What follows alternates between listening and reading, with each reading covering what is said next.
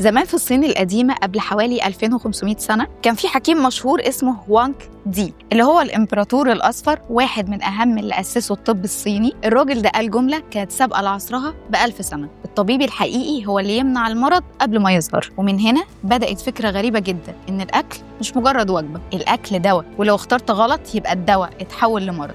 الصينيين كانوا شايفين إن جسم الإنسان عبارة عن طاقة ماشية في مسارات اسمها ميريديانز، وإن في قوتين لازم يفضلوا متوازيين: الين وهو الهدوء والبرودة، واليانج اللي هو النشاط والحرارة، ولو واحدة منهم زادت صحتك تتلخبط. وفي قصة مشهورة قوي بيقولوا إن في حكيم صيني كان بيمشي في السوق بيلمس نبض الناس، يسمع النبض، يشوف شكلهم، ريحة جسمهم، صوتهم، ويعرف الأكل اللي ناقصهم حتى من غير تحليل. واحدة مرة راحت تشتكي إنها تعبانة ومش قادرة تقوم. الكل توقع إن هو هيديها علاج، بصلها وقال لها انزلي السوق وهاتي زنجبيل، جسمك فيه ين كتير وعايز شوية يعني. وبعدها بكام يوم صحتها اتغيرت. الصين القديمة علمتنا حاجة لسه بنكررها في العيادات لحد النهاردة، إن الأكل ليه طاقة، وفي حاجات بتبرد جسمك وحاجات تدفيه، وحاجات بتوقف التهابات وحاجات بتزودها، وإن الصحة مش دايت واحد، الصحة إنك تعرف توازن جسمك. فالطب الصيني مش مجرد إبر وجرعات، ده علم كامل بيقولك اسمع جسمك قبل ما جسمك يصرخ.